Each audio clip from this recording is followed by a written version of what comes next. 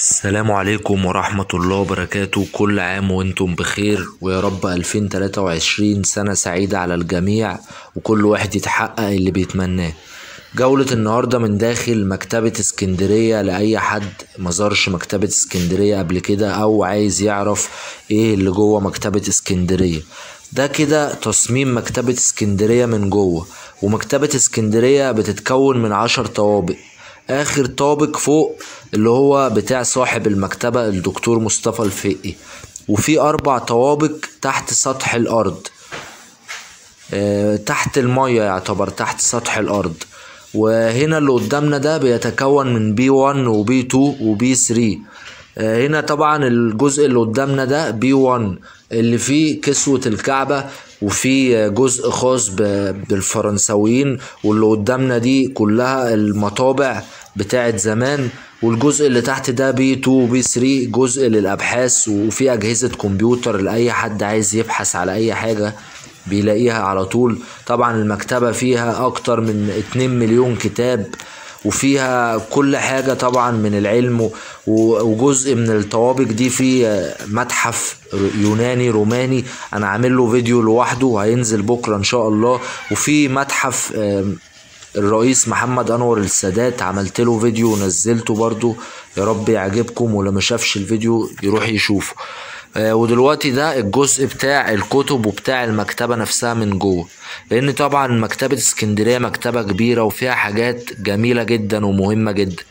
دي كسوة الكعبة، ودلوقتي احنا هننزل تحت ونشوف كل حاجة تحت بالتفصيل، ويا رب الفيديو يعجبكم.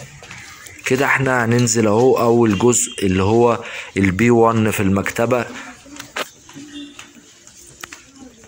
واي حد ما شافش المكتبة من جوه عاملة ازاي، ده دوري ان انا افرجه المكتبة من جوه عاملة ازاي.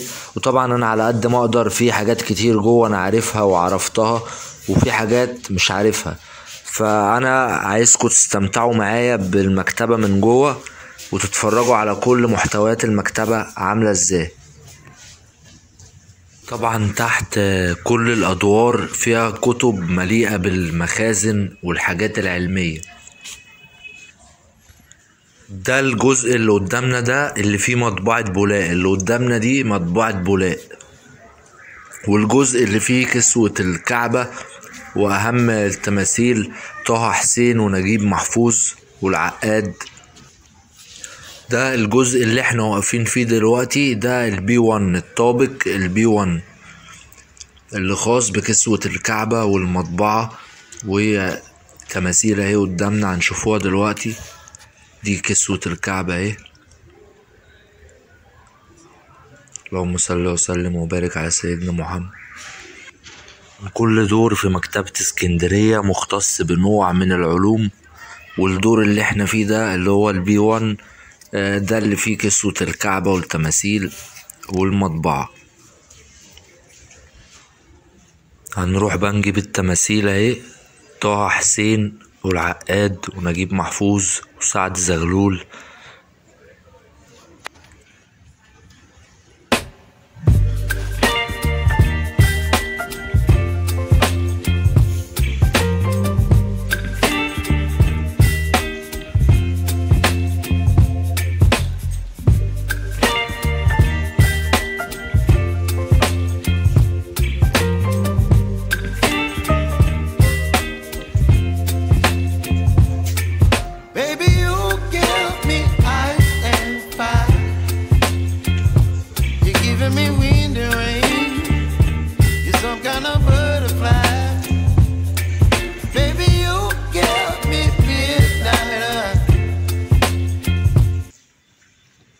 اي حاجة بتبحث عنها، كل ركن من الاركان اللي قدامنا بتاعت الكتب دي مختصة بحاجة معينة، بالعربي والانجليزي والفرنساوي واليوناني وكل اللغات. ومكتبة اسكندرية اصلا مريحة نفسيا جدا للاعصاب. الصوت فيها واطي قوي، مفيش حد صوته عالي، كل الناس اللي موجودة جاية تبحث وجاية تتعلم. في شباب كتير قوي قاعدة هنا على طول من اول ما المكتبة بتفتح لغاية ما بتقفل. حتى لو ما وراهمش حاجة في الكلية بيعملوها او في الجامعة هم بيبحثوا عشان يتعلموا ويتثقفوا. وهنا في كل حاجة موجودة، يعني انت ممكن تكون بتقرا مثلا حاجة عن اليونانيين والرومانيين، تطلع الطابق اللي فوق تلاقي متاحف لليونانيين والرومانيين، وتلاقي كل حاجة انت بتتعلمها موجودة في المكتبة، صوت وصورة، وعندك أجهزة كمبيوتر تبحث عن أي حاجة انت عايزها. طبعا مكتبة اسكندرية جميلة حتى للي مش جايين يبحثوا او مش جايين يتعلموا. هنا راحت بالي، يعني انا شايف ان انا ممكن اروح اقعد في المكان ده مثلا استجم كده. طبعا في ناس جايبه اجهزه الكمبيوتر بتاعتها معاها واللابتوبات والايباد والتليفونات والكلام ده. وده المنظر من فوق اهو، منظر رفوف الكتب، ده يعتبر طابق واحد بس. كده احنا هنطلع الطابق اللي فوق اهو، هنشوف بقى المنظر من فوق عامل ازاي. كل دي طبعا شباب اهي قاعدة بتبحث. انا من رأيي مكتبة اسكندرية لكل الناس، حتى اللي عندهم 80 سنة، لان مش شرط ان انت تكون بتحضر لبحث او بتدرس في جامعة، انت ممكن تيجي هنا تتثقف. وفي ناس كتير قوي، انا شفت ناس عواجيز قاعدة بتقرا قصص وكتب، وفي نفس الوقت بيستجم وبيريح باله، والشباب بيجوا يذاكروا، ومفيش صوت عالي ومفيش هنا مشاكل ولا اي حاجة طبعا، والدنيا هنا رايقة. يعني انصح اي حد ان هو يروح مكتبة اسكندرية، يجرب كده ان هو يروح يقعد يوم فيها يبحث ويتعلم ويتثقف، لان هو ده يعتبر الجيم بتاع عضلة المخ. عضلة المخ ما بتتمرنش غير بالثقافة والمعلومات والألغاز كل فترة. فانت مكتبة اسكندرية احسن جيم لعضلة المخ بتاعتك، تيجي تستجم وتتعلم وتتثقف وتبحث وتدور. ولو انت ملكش في القراية ممكن تطلع الطوابق التانية اللي فيها المتاحف والتماثيل، اللي ان شاء الله هنزل لكم فيديو متحف اليوناني، يا رب يعجبكم. واللي ما اتفرجش على فيديو السادات يا ريت يتفرج عليه، هيعجبكم قوي. ودلوقتي احنا هنطلع اهو الطابق التالت، برضو الناس قاعدة بتبحث فيه في نوع معين من العلوم، وشباب وبنات زي الفل وكله قاعد بيبحث. طبعا انا ما سبتش حتة في مكتبة اسكندرية ما صورتهاش، لان مكتبة اسكندرية جميلة قوي وموجود فيها انواع كتير قوي من العلوم وابحاث كتير قوي. يعني انا بيتهيألي مكتبة اسكندرية دي منصة جوجل التانية، لان اي حاجة في الدنيا انت بتبحث عنها، اي حاجة هتيجي في دماغك هتلاقيها هنا زي ما بتلاقيها على جوجل، بس انت هنا بتخوض التجربة بنفسك وبتبحث بنفسك وبتفتح وبتقرا. بيكون ليها طعم تاني واحساس تاني ان انت تبحث وتدور على المعلومة بنفسك، احسن ما تكتبها على جوجل وتوصلك في ثانية لثانية. هنا طبعا احساس تاني، وتحس ان انت كل الناس اللي قاعدين حواليك ناس مثقفة وناس متعلمة وناس جاية تبحث وتدور وتحسن من نفسها وتطور من نفسها. عشان كده المكان فيه احساس مميز غير اي مكان تاني.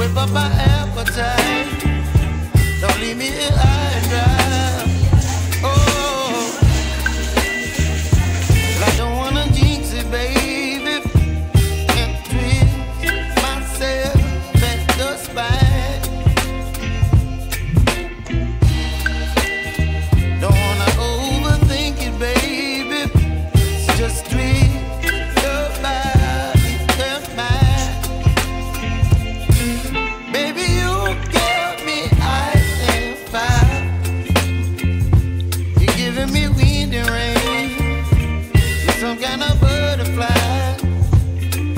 Baby, you give me midnight. You whip up my appetite.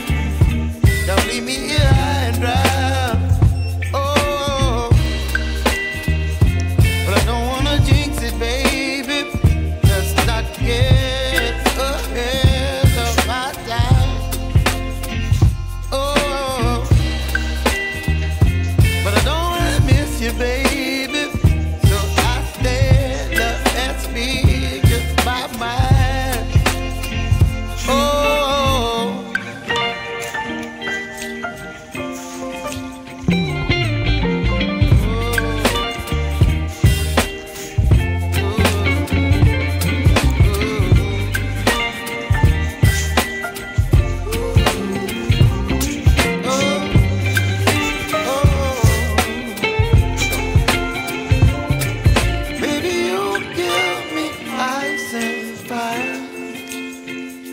You're chilling wind and rain.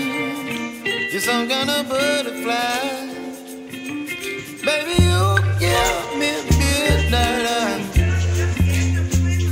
You whip up my appetite. Don't leave me high and dry. دي بقى مكتبة الخاصة بالأطفال، مكتبة الطفل، موجود فيها حاجات جميلة أوي للأطفال، برضو للناس اللي معاها أطفال. المكتبة دي يتبسطوا فيها أوي. هو في أماكن طبعا ما كانش ينفع إن أنا أصور فيها جوه في المكتبة نفسها، لأن دي ما بيدخلهاش غير الأطفال. كل دي اهي لوح وحاجات تخص الأطفال. والمكتبة دي جميلة جدا، عبارة عن لوحة فنية. هسيبكم تستمتعوا بيها معايا.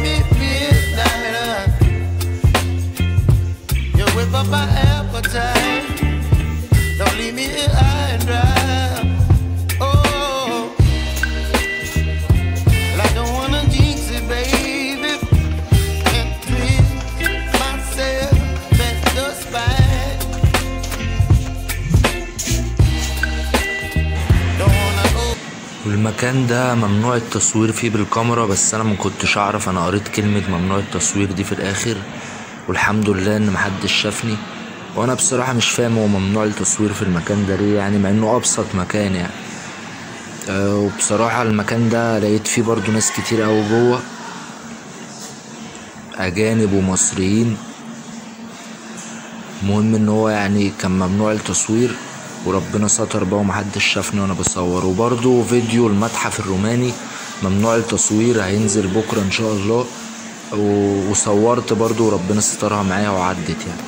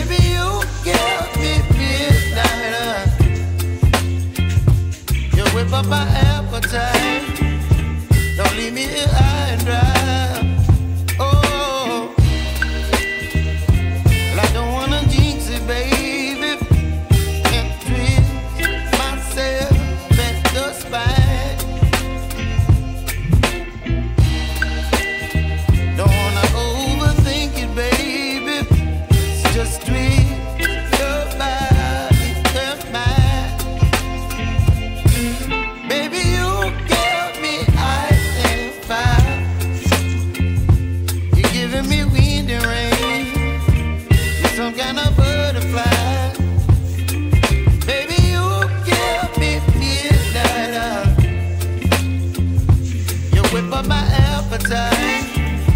Don't leave me here high and dry. Oh,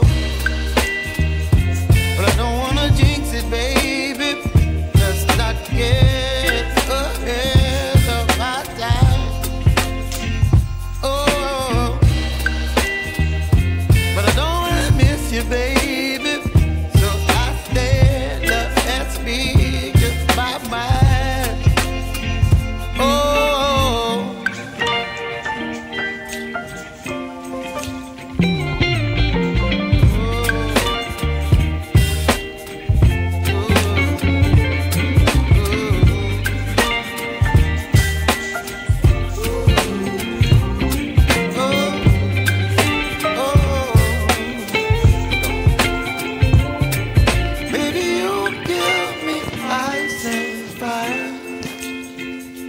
You're chilling in the rain. You're some kind of butterfly. Baby, you give me midnight. You whip up my appetite. Don't leave me here high and dry. Baby, you give me ice and fire. You're channeling wind and rain. You're some kind of butterfly.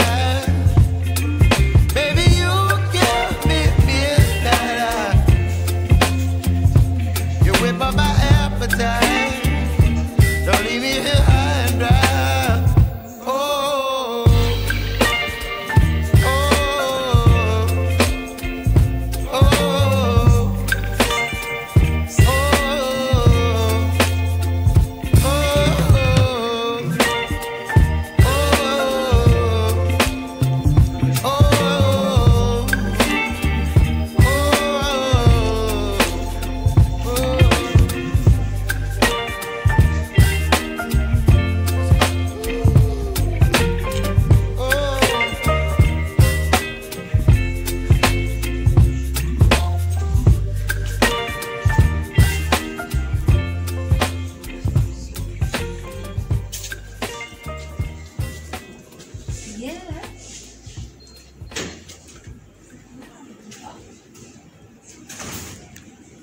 كده يعتبر خلصت المكتبة من جوه، بجانب طبعا الطابق اللي فيه متحف السادات والمتحف اليوناني، وكل دي هتنزل بفيديوهات لوحديها، لان طبعا مكتبة اسكندرية كبيرة جدا على ان هي تنزل في فيديو واحد. تابعوا الفيديوهات التانية ان شاء الله، الفيديوهات تعجبكم. ودلوقتي هنطلع برا المكتبة كده. دي بوابة الدخول بتاعة مكتبة اسكندرية، ودي القبة، واللي على ايدينا الشمال ده دار الاجتماعات والمناسبات، واللي على ايدينا اليمين المكتبة وكوبري المكتبة، واحنا كده على القبة.